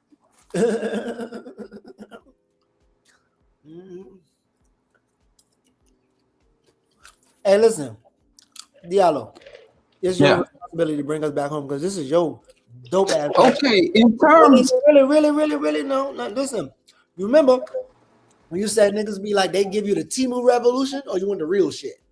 Right. Revolution or the real shit, right? Right. I want you to answer this. because I don't think I ever conceptualized it, and maybe I don't others, but whenever we think about colonialism and then neo-colonialism, we might put it in our mind to where, neo-colonialism is all it is the white boy making his own choice to step back and control with the tentacles. We make it sound like the white boy is in charge as opposed, orchestrating it all, as opposed to during this like constant liberation struggle, there's factions. One faction say we want actually full revolution, and the other faction say we want that type of revolution they talking about. And this faction lose, and then it becomes a because it's the neo-colonial condition is a part of the evolutionary process is whatever happened. So I wonder if you could like bring us back to speaking in the realm of like the Timu revolution versus the real shit and our particular context in the US, all the other arguments that we haven't, but like grounded in the revolutionary shit.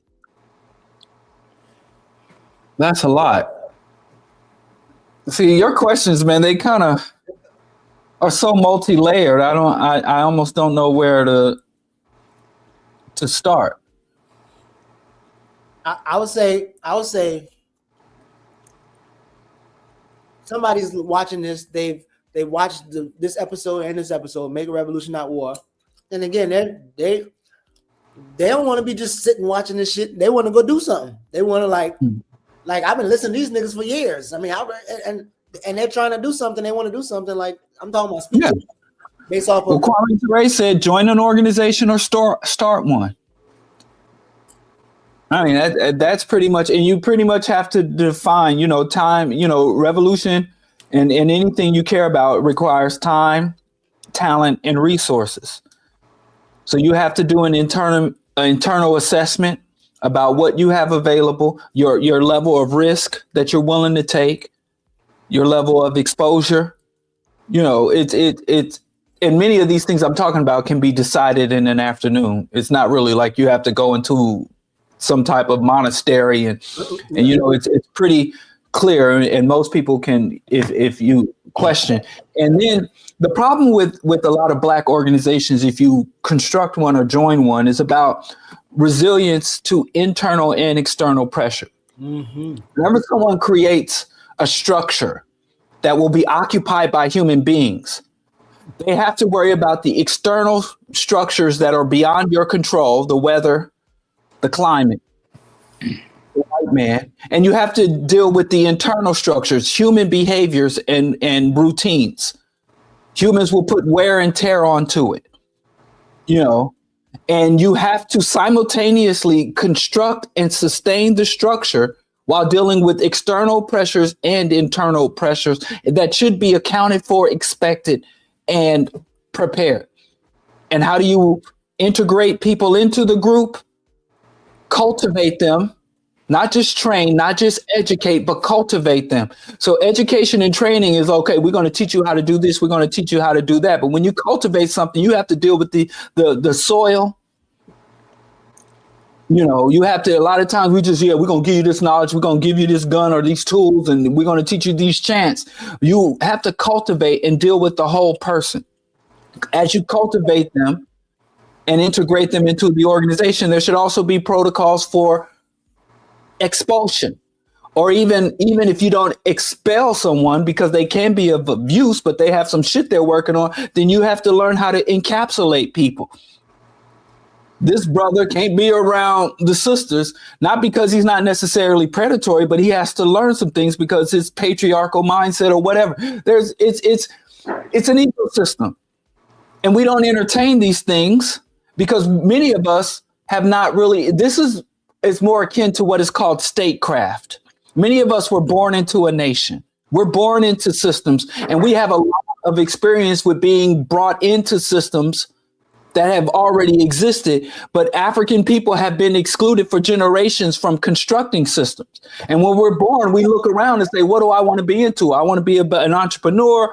I want to be an athlete. I want to, just be a homemaker and just be in a loving relationship. all the philosophies and ideas were already preconceived, and you just can adopt them and bring them into yourself, and even believe that they're your own. So as revolutionaries, it's not that we can't adopt shit that's already sitting around, but we have to engage in a complete dissection of what's already around. Whether we're going to do economics, whether we're going to do faith and religion, we have to completely dissect it and reconstruct it to serve us. Whatever and that's it what is. to make your revolutionary organization and revolutionary thing. So people are like, oh, you're a revolutionary. Why do you have a phone? Like,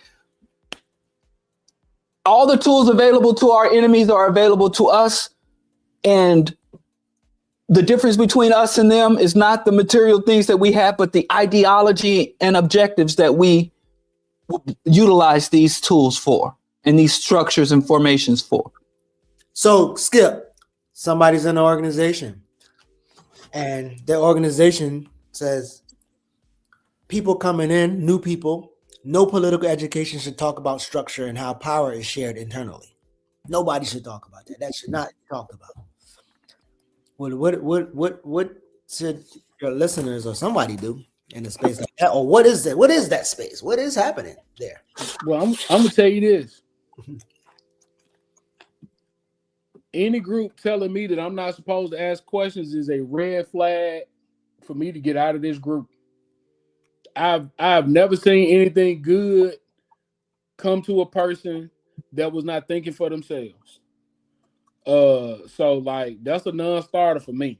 But what I will say is everything should be questioned at all times. Question everything I'm saying, question everything Diallo's saying, question everything we say on this program, and find sources like that reflect the particular thing that you're trying to do. And if those sources are bad, that should tell you that your thinking is bad. If you find out that you take a position and Kanye West agree with you, you should rethink that position. If you take a position and people that you think are idiots agree with you, you should be willing to abandon that position. And again, I think from Alcoholics Anonymous, we have to put principles before personalities. Like I just don't understand any other way that this thing could ever work, right? Like you don't have to think like me, but we both have to be thinking. Sobriety first. Revolution first. The fall of this structure first. And let me tell you something. White anarchists, white communists, if the end of your position ends with this system falling, I'm willing to have a conversation with you. If you are, as black as I aspire to be, and you can't come up with nothing other than what Umar Johnson said, I'm not interested in having much of a conversation with you. Because again, we are not going to be free if every part of our community is not free. So if the women ain't free, we not free. If queer people not free, we not free. If gender non-conforming people ain't free, we ain't free. Freedom go for us all. So, I'm not willing to even engage in a principled conversation, because if you cannot defend your position, it definitely doesn't seem like a position you should take. And that's just an opinion, right? Like a position is a thing that you can defend. You have sources, you have experiences, you have all of these things that you can line up to justify having a position. Yeah. An opinion is what everybody has. And I'm very uninterested in most of them. What you got, Diallo? I agree with everything he said. Absolutely. I would like to know what she thinks a leftist has in common with the right winger. Can you give specific examples? Because I don't see it. But here's another thing why No, lot of wait. So, is the question asked? So remember, every time you read something, it don't mean that it mean the thing, right? So, does what you mean by left is what she mean by left, and right here, that's like. I just go with the historical and common definition of left. Still perception, because you still have to read They it. all going all the way back to the anti-monarchical struggle and the foundings of the French parliamentary system. You would still have to read it though. In order for you to know it, you would have to read it. Read what? The thing that you're about to say, like what you go by, like you would have to read. Like in order for you to say you go by something, you read it in your life, and that's what. No, a leftist. I'm pretty clear on what a leftist is. But this is the thing, you know. And I'm gonna tell you this: ain't nobody gonna talk bad to my Brittany.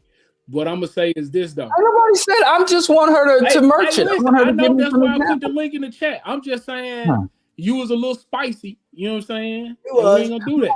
I hear this fallacy articulated quite a bit, and a lot of people say, "Well, we can come together," and now there's a lot of rhetoric with the Epstein files and stuff where people are saying the left and the right have a lot in common, and you know it's really not about left and right; it's about the elites and the rest of us. No, not that line. And that is a terminal fallacy that will harm us. Yeah, I agree. This is the thing that I think though.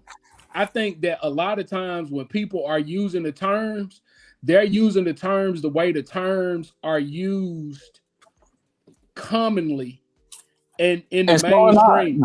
Arranged in the head. So do I. I. Yeah.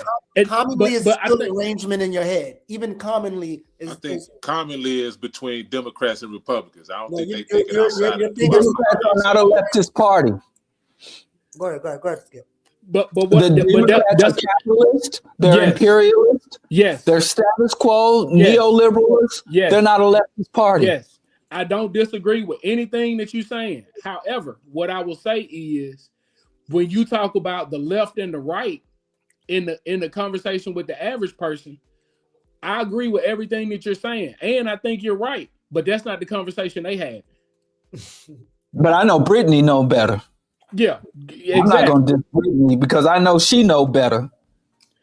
That's it. I think she understands what the left. You might not know better. There's times that you might not know better, and you think you do know better. Look here. Look at my Brittany right here. Look at my Brittany.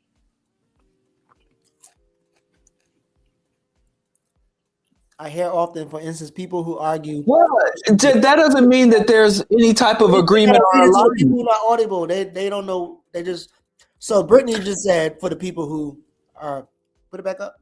Oh, for the people who need to hear what's read. Was read on the screen. Brittany says, I hear often, for instance, people who argue for socialism critique the Democrats with the same exact arguments as the far right. That's what Diallo is. What are those arguments? Like what? You gonna run out of somebody else's money? Apparently in leftists don't say that. We don't agree because even if we have I love peanut butter cups and a right winger loves peanut butter cups.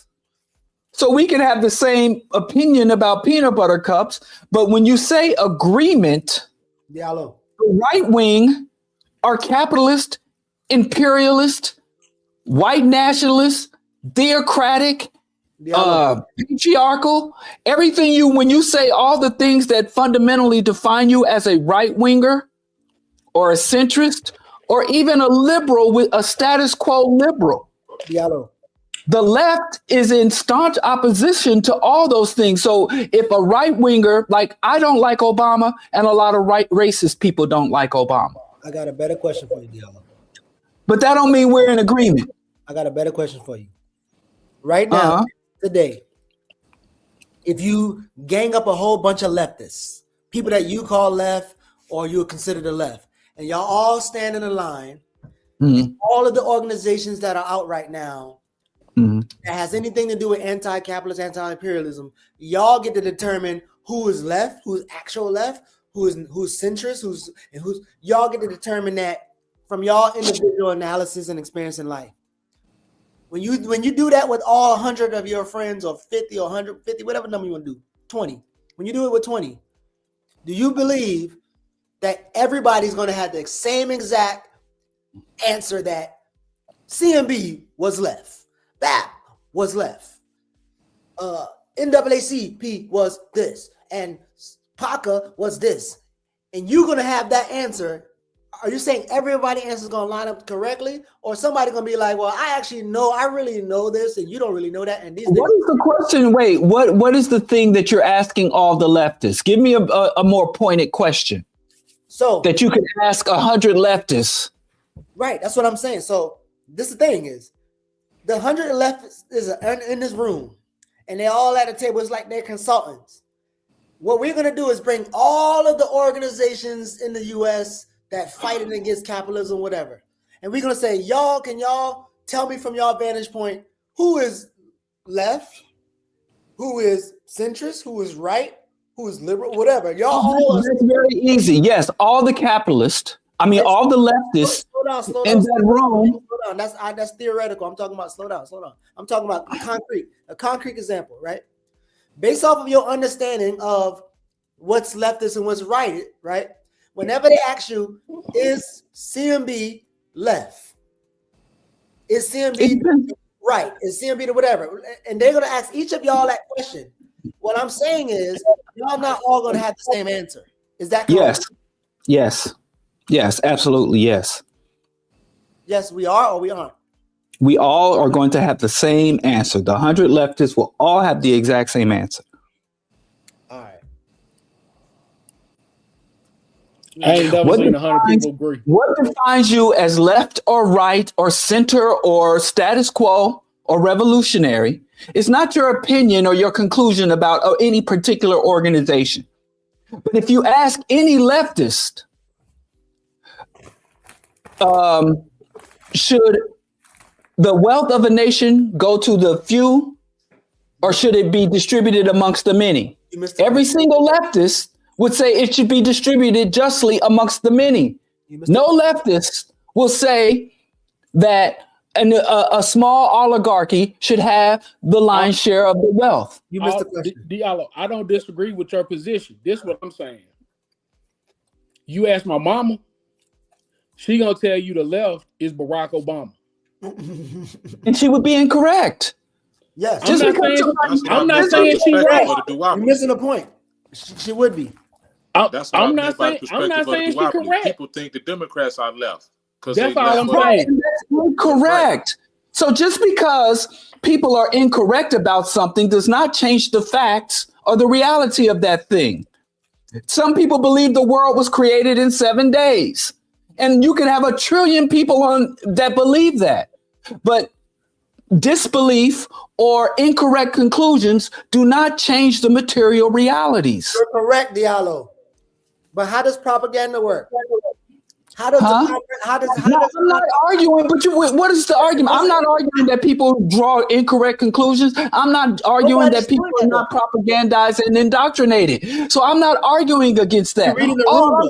So if you have someone who believes the Democrats are the left, or if you have someone who professes to be a leftist, but believe that women should be at home in the kitchen and that men should be the head of household, then that's just a bunch of incorrect shit. Right. But fortunately, that's why we have these discussions for clarifications. We don't have to work off of the misdiagnosis, misdefinitions, or just incorrect conclusions. We don't suffer that particular. We have a lot of flaws amongst the 4 of us, but that's a particular flaw we don't have to struggle with, I'm assuming. And if someone comes on in the comments or comes on the live with that fallacy in their head, we can dissect it and correct it. No, this what you gonna do. You gonna insult them. Yep, first. You gonna insult them. First move is insult. First move is insult. Oh, yes. No.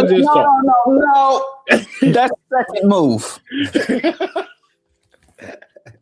insulting, mockery, demeaning is never my first thing. But if you're stupid, I'm sympathetic. If you're arrogant in your stupidity, that's when I start to mock and call names. Listen. The I can't even say the word, but the person always tell you that there's a justification for me to have violence on you. It's a justification, and this is the point of the justification. Because this happened, you deserve violence. Huh?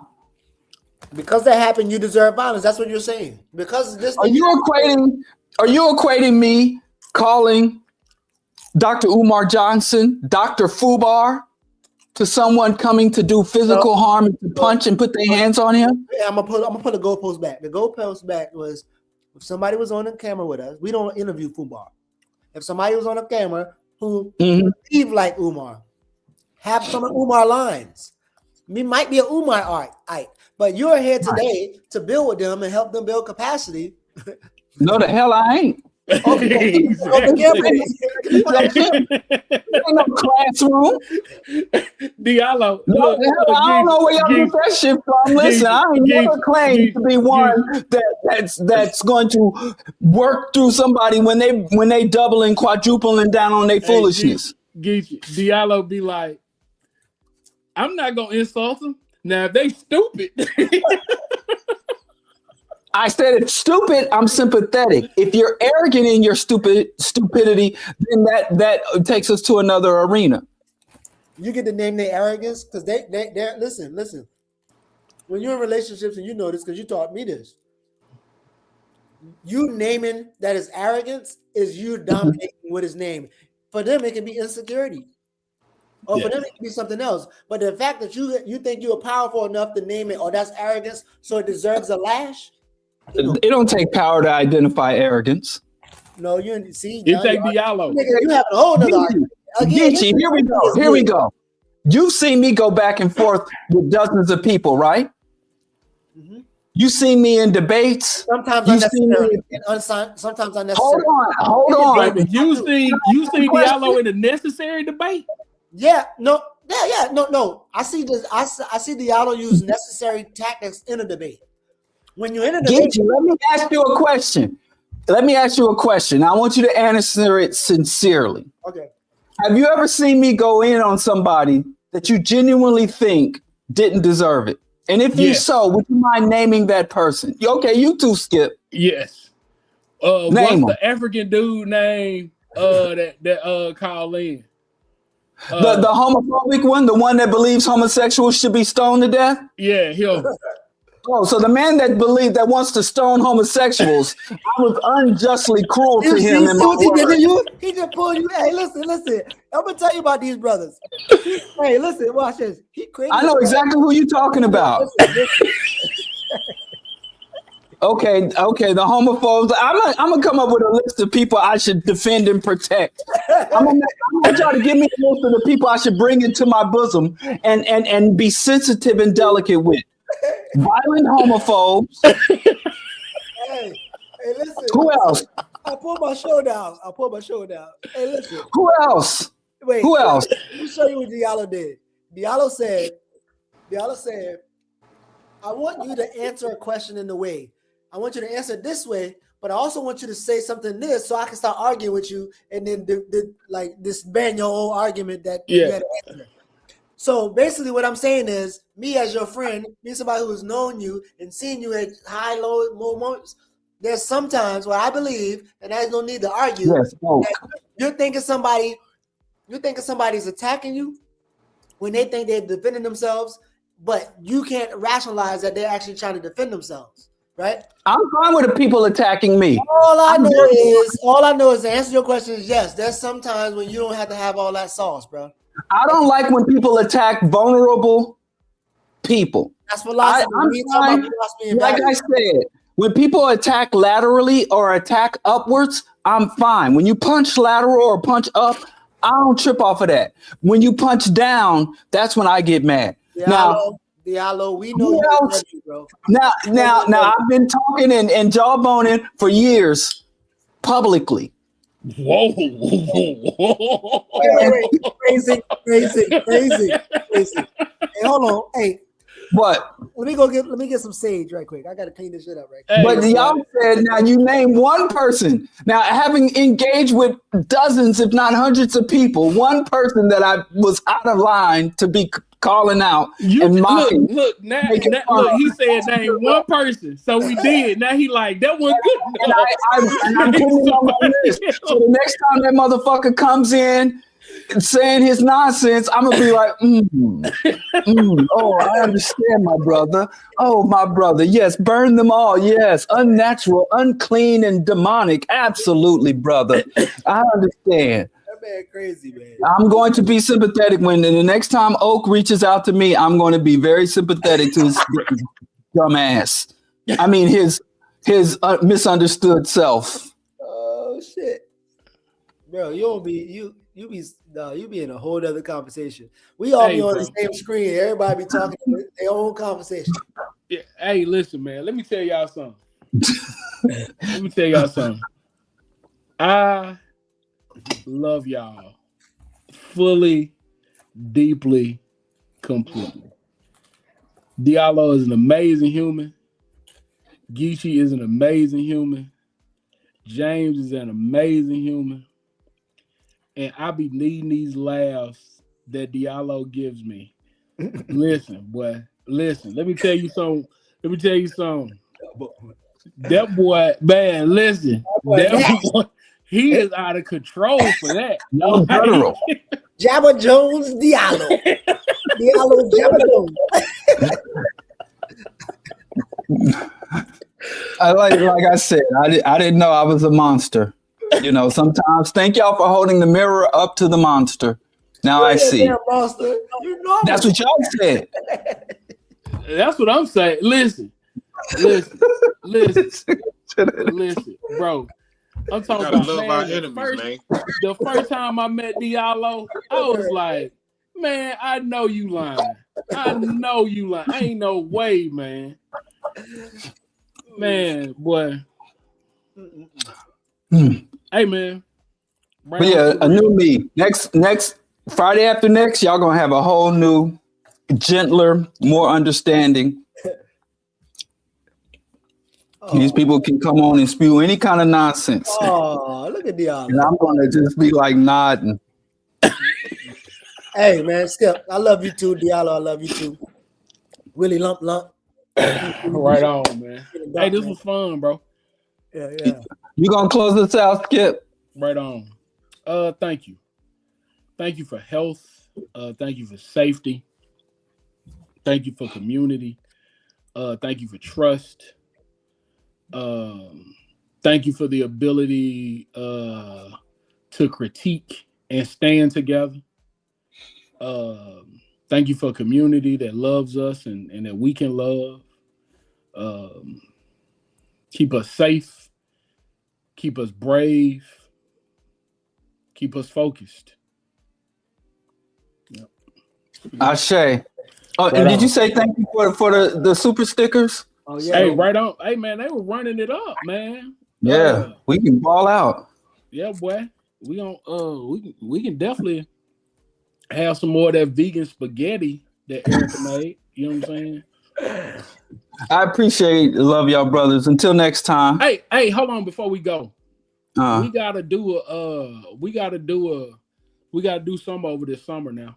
We gotta get the gang together. So let's just retreat to the chat to figure out what we gonna do this weekend. I am voting for Chicago because I keep hearing summertime shy is a thing. Oh, you talking about summertime? Oh no, Yeah. I'm not coming out, man. I wish. What the fuck you Man, talking listen. about? Let me tell you something. Not as long as water is wet, you will never catch me out there. You know what I'm saying? -19. That is haram, bro. yeah, it's bad. It ain't nothing nice. But we endure, We man. can go hang out at the lake. Yeah, Lake Michigan. So yeah, Chicago. Tentative. So let's make it happen, Cap. Oh, and All right, man. next week I'm gonna have a link. I need y'all to donate some money. LoveBlackGirls.org. We get ready to gear up for summer programming. So All we right. need some of y'all money. to make that happen, and we'd love for some of y'all to pop in. So yeah, we'll talk about it. Right on to the real. All right, y'all. Peace. Right on.